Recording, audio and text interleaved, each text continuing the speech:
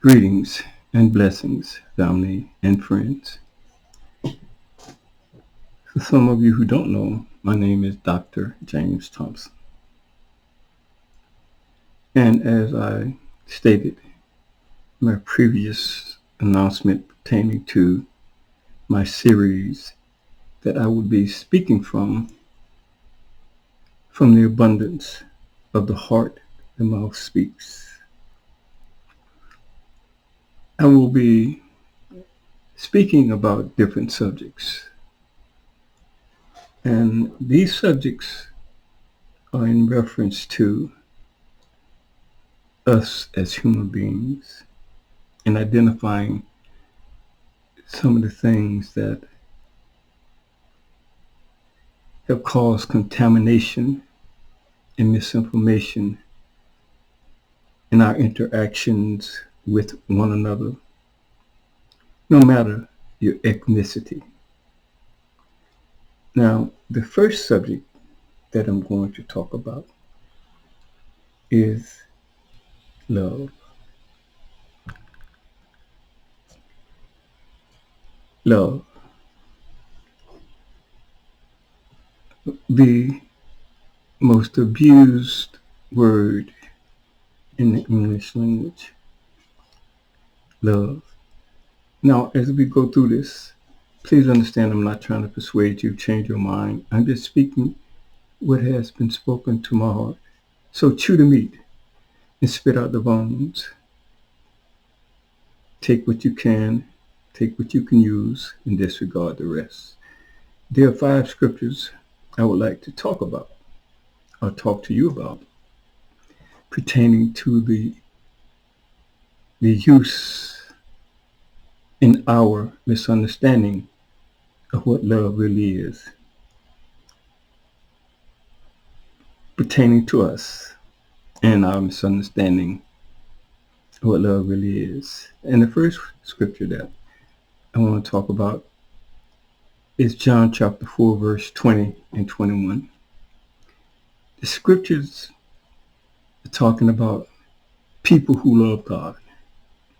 They love God so much, but they can't love each other. Well, that's contradictory to the scripture. And the word says, 1 John chapter 4, verse 20, if a man says, I love God, and hates his brother, he is a liar. For he who doesn't love his brother, whom he has seen, how can he love God, whom he has not seen? In verse 21 says, this commandment we have from him, that he who loves God should also love his brother. Loving each other, my brothers and sisters, is a commandment, not a request. Yet because we human beings are the most dangerous creatures on earth and are mentally contaminated by misinformation, by hate, by greed, anger, pride, racism, narcissism, to get it done by any means necessary, a desire for power, control, ownership, misguided claims of human supremacy. But we love God. In the United States, it's said, in God we trust. What God are they talking about? Anyway, talk is cheap. And it's written, you will know them by their fruits. Their negative, destructive words and the actions devoid of love driven by blind hate, selfish greed, judgmental hypocrisy, and religious rhetoric, the vain doctrine of men. The vain doctrine of men. We have become our own worst enemy. Let me say that again. I said we, no matter what ethnicity you are. There's over 4,000 religions in the world today. God does not separate himself that way. He doesn't compete with himself that way. God doesn't do that. Human beings, as we go through the human experience, they can contaminate the reality of God. Now, the second scripture I would like to talk to you about is John 4, verse 7 and 8. And verse 7 says, Beloved, let us love one another, for love is of God, and everyone who loves is born of God and knows God. Verse 8 says, He who doesn't love doesn't know God, for God is love. Remember this. Remember this statement. God is love. It is so simple. As we put it together, the combination of God being love and being a spirit. Well, the next scripture, John 4:23. This is a story about Jesus, Yeshua, talking to the woman at the well. But I want to focus on this part of their conversation. As I said, John 4, verse 23 to 24. Verse 23 says, But the hour comes, and now is, when the true worshipers will worship the Father in spirit and truth. For the Father seeks such to be his worshipers. Verse 24 says, God is spirit, and those who worship him must worship him in spirit and truth. Remember now, I told you, remember that God is love, but he is a spirit. And we have to worship him in spirit and in truth. Okay. The fourth scripture is 1 Corinthians chapter 13, verses 1 through 8. And it talks about, if I speak with the tongues of angels or language of men, but don't have love, I become a sounding brass or a clanging cymbal. Verse 2 says, if I have the gift of prophecy and know all mysteries and all knowledge, and if I have all faith so as to remove mountains, but don't have love, I'm nothing. That's a powerful statement thus far. Verse 3 says, if I give out all my goods to feed the poor, and if I give my body to be burned, but don't have love, it profits me nothing. Love is patient and is kind. Love doesn't envy. Love doesn't brag, is not prideful or not proud. Not proud. Doesn't behave itself inappropriately. Doesn't seek its own, is not provoked, takes no account of evil,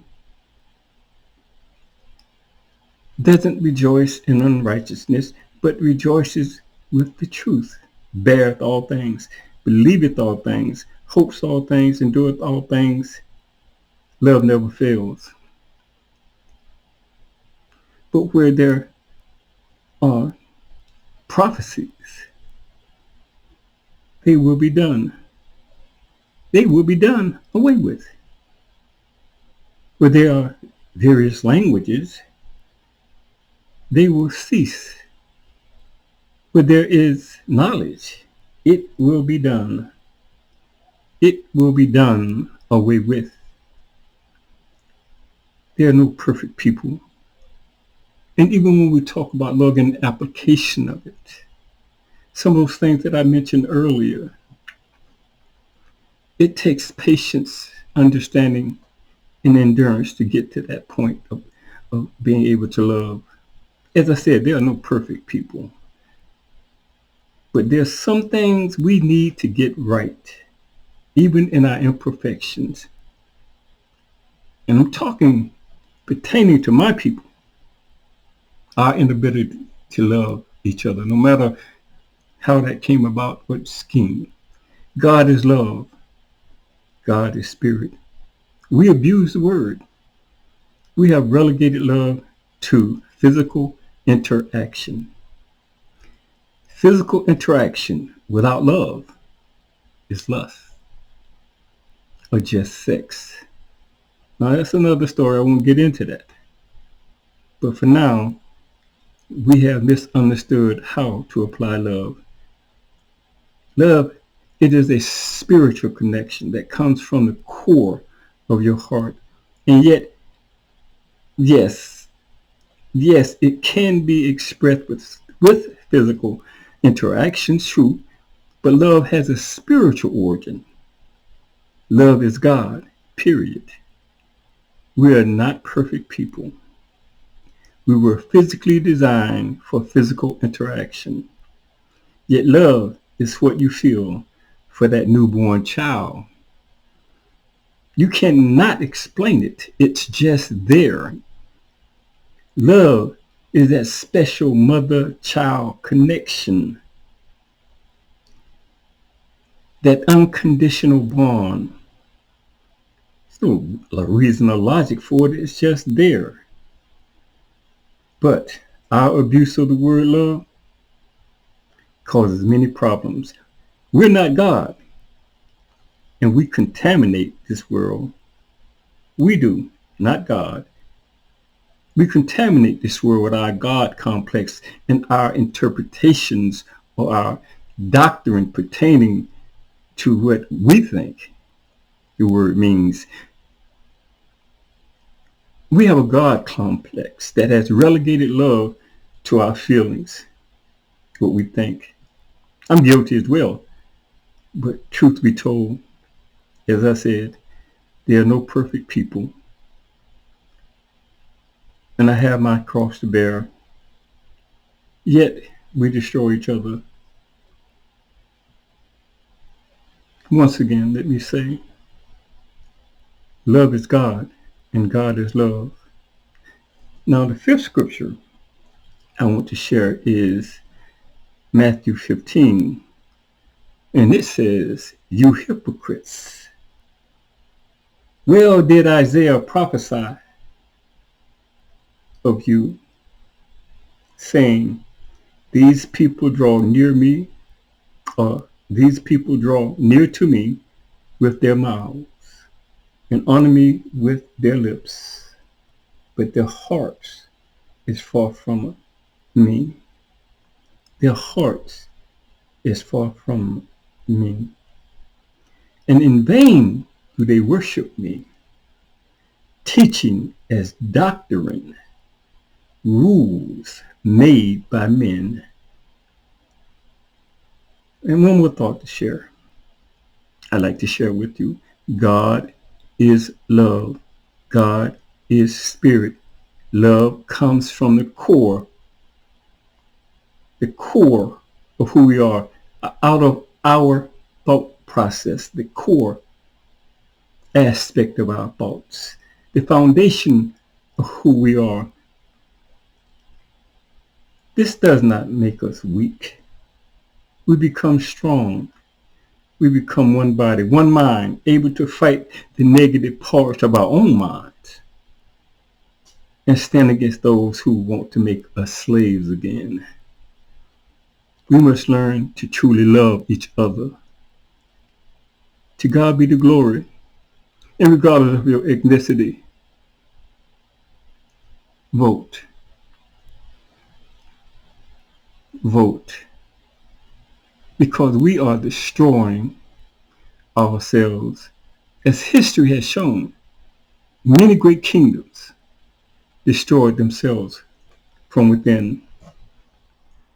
They got so powerful, they had such a tremendous God complex that they thought that they could build that tower to God and outthink or be smarter than God. And we need to stop using the word politicians. Because you're in politics does not mean that you cannot apply yourself to the fruits of the Spirit.